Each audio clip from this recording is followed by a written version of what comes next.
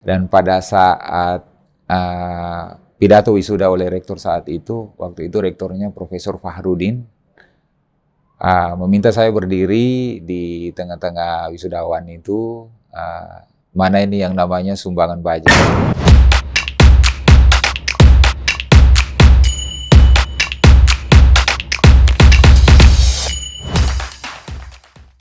Baik, bagaimana kabarnya, Prof? Alhamdulillah baik, hari ini baik, Alhamdulillah. Bagaimana rutinitas dan agenda, Prof? Ya, sekarang ini kan menjelang akhir tahun, jadi untuk akhir-akhir ini sangat sibuk, agenda cukup banyak dan seperti biasanya lembaga besar seperti Unhas ini begitu banyak kegiatan yang harus diakhiri untuk tahun ini dan tentu saja bertumpuk laporan Unstas yang begitu sibuk.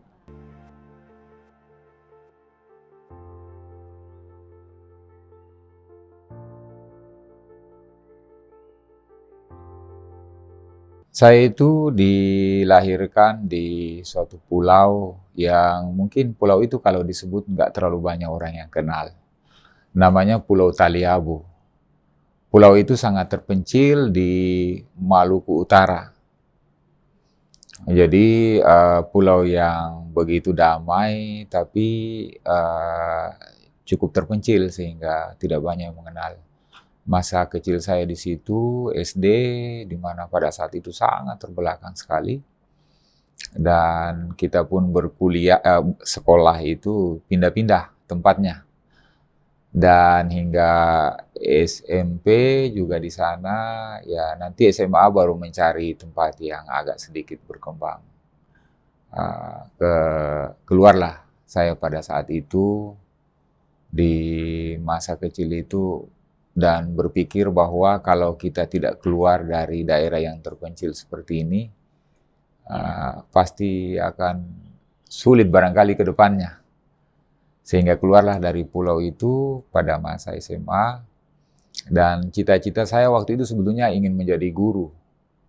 Ya, menjadi seorang guru, dan menurut saya waktu kecil itu, kalau seorang guru itu kan jasanya besar dan dia akan bisa bermanfaat kepada banyak orang. Itulah cita-cita besar saya waktu kecil itu.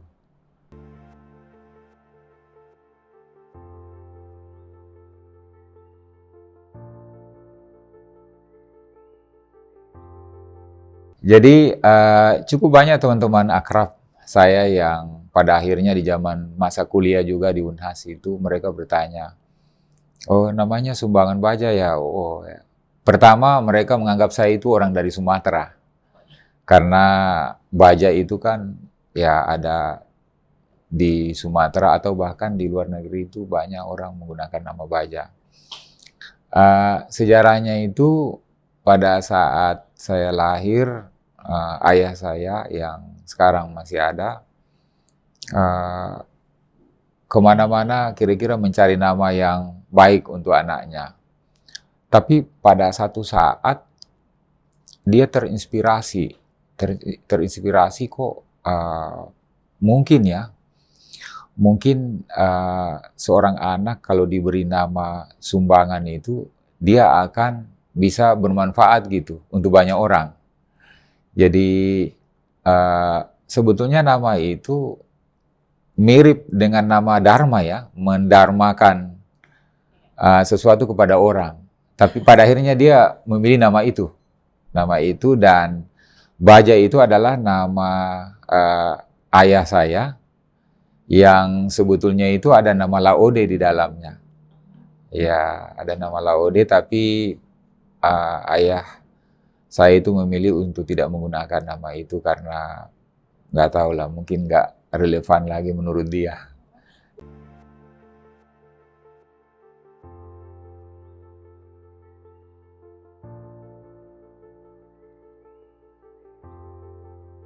Ya, orang tua saya itu sebetulnya asalnya dari Buton dan ya ada mungkin turunan ya kerajaan di sana dan pada saat itu mereka merantau jauh sampai ke pulau. Waktu itu kalau mau dicerita cukup panjang.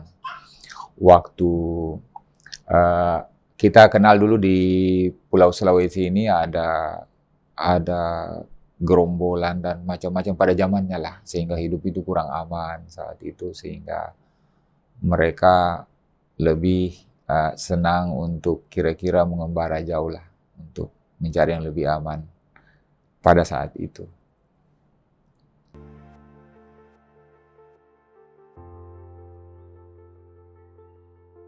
Sebetulnya ceritanya seperti ini. Jadi memang harapan untuk bisa memperoleh pendidikan tinggi itu sangat kecil. Karena di sana yang tersedia itu hanya sebatas SMP. SMP pun itu masih swasta dan tanpa dukungan apa-apa. Dan karena cita-cita besar itulah saya harus keluar dari situ. Dan mungkin saat itu baru 1-2 orang barangkali yang bisa sampai sarjana di saat itu. Jadi kalau kita mendengar insinyur di pulau itu, wah tinggi sekali. Tapi waktu itu karena cita-cita ya, saya harus meninggalkan tempat itu, meninggalkan orang tua, jauh, merantau, dan sampailah di Sulawesi Tenggara. Saya menempuh SMA di sana, itu pun hanya setahun, karena pindah juga dari SMA yang jauh, namanya Pulau Sanana juga, jadi pindah-pindah. Dan dari pulau ke pulau, akhirnya menamatkan SMA itu di SMA 1 Bau-Bau, Buton. Oh, di Buton. Ya, ini SMA favorit saya kira, salah satu SMA unggulan. Di Buton. Oh, jadi dari Maluku Utara pada akhirnya di Buton. Ya.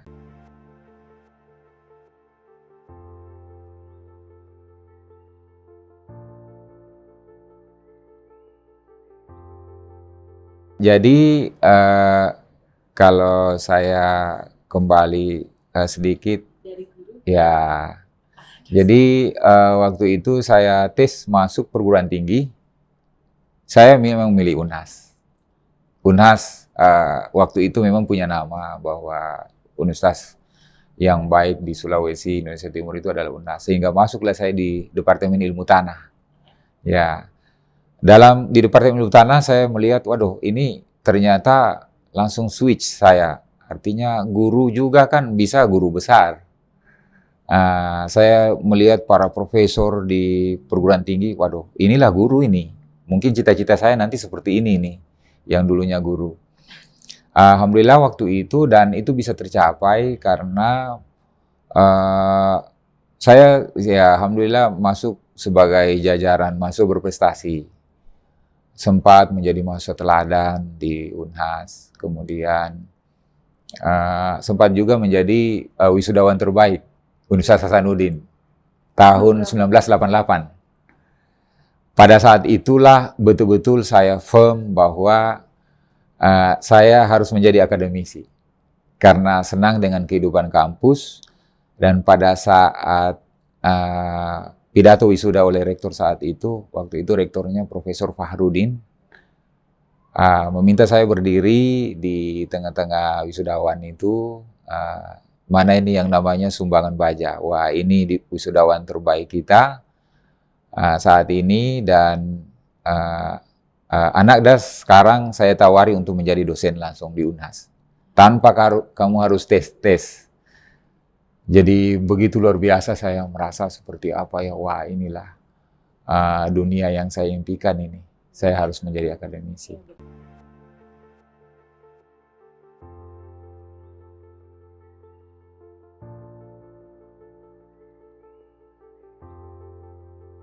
Ya, saya tiba pada suatu saat di mana saya lulus sekolah S2 ke New Zealand.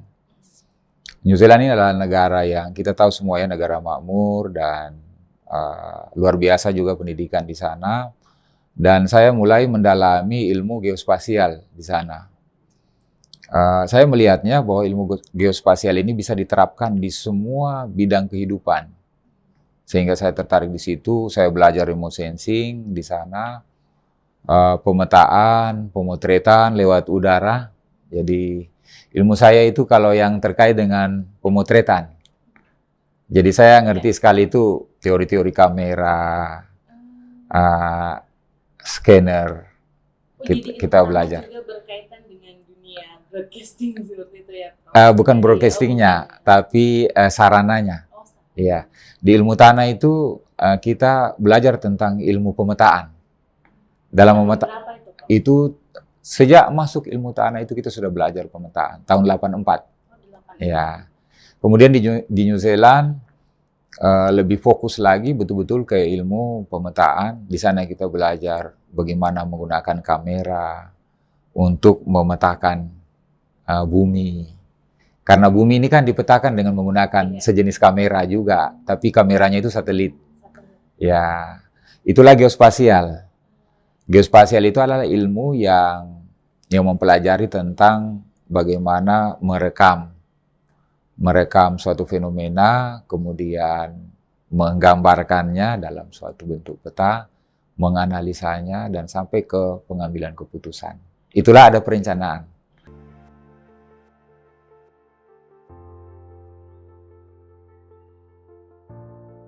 Saya tertariknya karena begini, Indonesia ini wilayah yang cukup luas, 17.000 pulau kita. Itu pun bukan hanya daratan, lautan. Ya, 3/4 dari wilayah kita ini adalah lautan. Sisanya itu daratan. Begitu kompleks sumber daya alam, kemudian manusianya, kemudian kota-kota harus dikembangkan, desa, provinsi. Ini kita butuh ilmu geospasial. Geospasial ini bisa memetakan seluruhnya itu ke dalam bentuk apa yang kita inginkan. Kalau kita mau membuat perencanaan misalnya, Mbak ya, kalau kita mau misalnya Kota Makassar, sekarang mau direncanakan pengembangan kotanya, mau ke arah mana? Mau ke arah mana ini kita butuh ilmu geospasial. Kita petakan dulu apa saja yang ada di wilayah ini, kemudian apakah ada sawahnya, ada rawahnya, ada rawa, ada bukitnya, ada di mana, itu semua dipetakan, sehingga kita bisa merencanakan kota baru. Atau merencanakan lahan untuk industri, untuk pemukiman, kemudian juga untuk perkebunan misalnya, kalau wilayahnya luas, perkebunan mau diarahkan kemana. Kemudian lahan mana juga yang harus kita lindungi, misalnya. Lindungi dalam artian bahwa ada segmen-segmen lahan atau ruang yang tidak boleh kita eksploitasi. Kita lindungi. Kalau ini kita eksploitasi, pasti akan menyebabkan bencana di ke depannya. Jadi inilah ilmu geospasial itu pentingnya seperti itu, sehingga saya sangat tertarik. Dan pengalaman saya banyak untuk terlibat. Sedikit pengalaman. Ya. Di tahun 1994, waktu saya kembali dari New Zealand menempuh S2, saya terlibat banyak di konsultan internasional. Ada beberapa internasional konsultan. Tugas saya itu adalah di bidang pemetaan. Database, manajemen, kemudian untuk pemetaan, di mana waktu itu kira-kira 2-3 tahun setelah magister itu, saya banyak terlibat sebagai dosen Unhas yang banyak berkiprah di bidang kerjasama dengan pihak luar negeri untuk membantu daerah-daerah di Indonesia ini untuk pemetaan. Salah satu proyek besar yang saya terlibat itu adalah pemetaan mangrove, bakau, hutan bakau. Itu 3 tahun kami bekerja, dan dengan ADB, Asian Development Bank, dan pengalaman bertemu orang, bertemu para pimpinan-pimpinan daerah, membantu mereka untuk bagaimana merencanakan perlindungan mangrove yang ada di Indonesia ini. Skala Indonesia.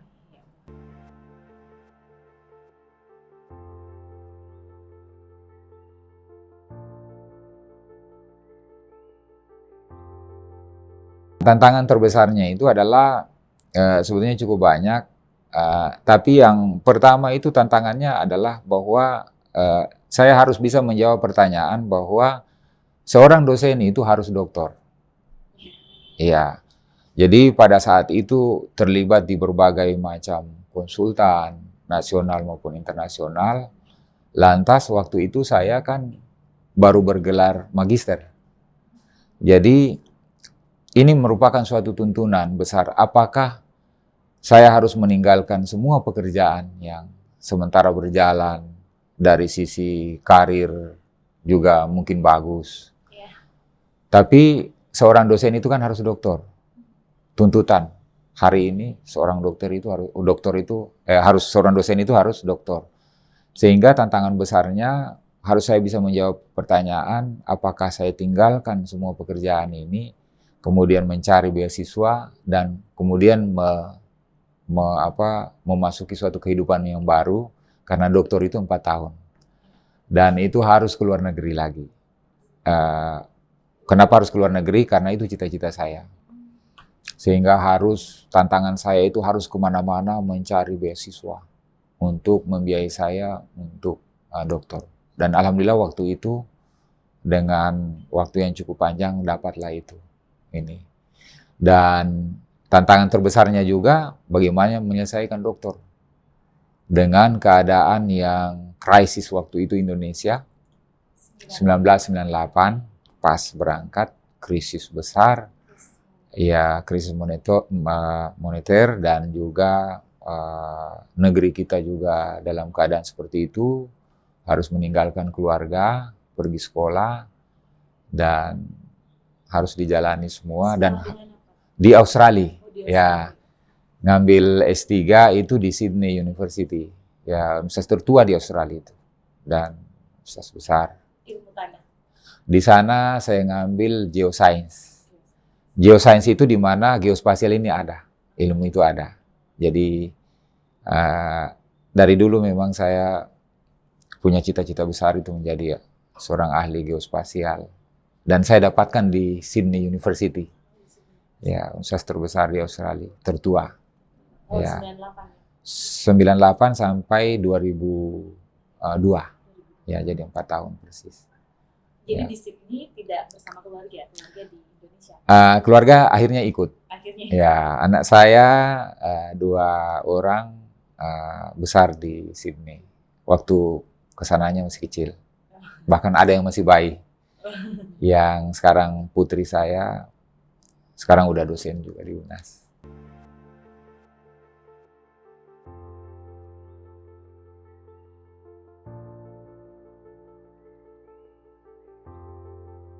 Ini pertanyaan yang memang cukup baik buat saya.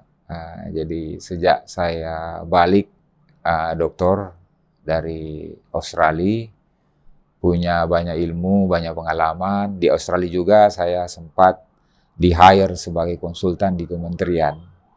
Konsultan untuk database management di bidang lingkungan. Maka saya harus kembali. Balik di UNAS dengan saat itu fasilitas sangat minim sekali. Sebagai seorang doktor yang cukup banyak pengalaman, ilmunya banyak, banyak cita-cita, seorang dokter baru lagi, mau buat ini, buat itu, tapi fasilitas tidak ada, sangat kurang di UNAS saat itu. Sehingga saya terpikir, ya ini harus dikelola oleh UNAS. Hingga pada suatu saat beberapa posisi saya diberikan oleh teman-teman, mulai dari ketua untuk ad hoc, tim-tim ad hoc cukup banyak, menjadi ketua Departemen Ilmu Tanah pernah. Kemudian saya berpikir saya itu adalah seorang saintis ke depannya. Tapi dalam perjalanannya, rasa-rasanya kita perlu memimpin ini dalam tingkatan apapun di UNAS untuk memperbaiki semua. Semua yang diinginkan oleh para peneliti ini harus difasilitasi. Ya, sehingga waktu itu teman-teman mengatakan kepada saya bahwa wah bagaimana kalau kita run for the dean of the Faculty of Agriculture. Jadi akhirnya kita run untuk dekan dan kita memenangkan itu, sehingga pada saat itu betul-betul menjadi titik balik saya berpikir bahwa di universitas seperti ini butuh memang kepemimpinan. Butuh kepemimpinan yang bisa paham terhadap kebutuhan para saintis yang begini banyak ini untuk memajukan universitas. Sehingga akhirnya pada saat saya diangkat menjadi dekan Fakultas Pertanian, betul-betul saya dedikasikan waktu saya itu untuk memajukan institusi ini secara baik. Para saintis diakomodasi, peralatan, ruangan, tempat kerja yang nyaman kita siapkan. Dan juga hingga pada saatnya juga selesai dekan, ya oleh rektor yang lalu juga menawari ya bagaimana kalau membantu kita di universitas. Sehingga waktu itu ya udahlah, kita akhirnya diamanahkan lagi menjadi wakil rektor bidang perencanaan, keuangan, dan infrastruktur saat itu pada periode yang lalu. Terima kasih, Prof. Ya, makasih. Iya.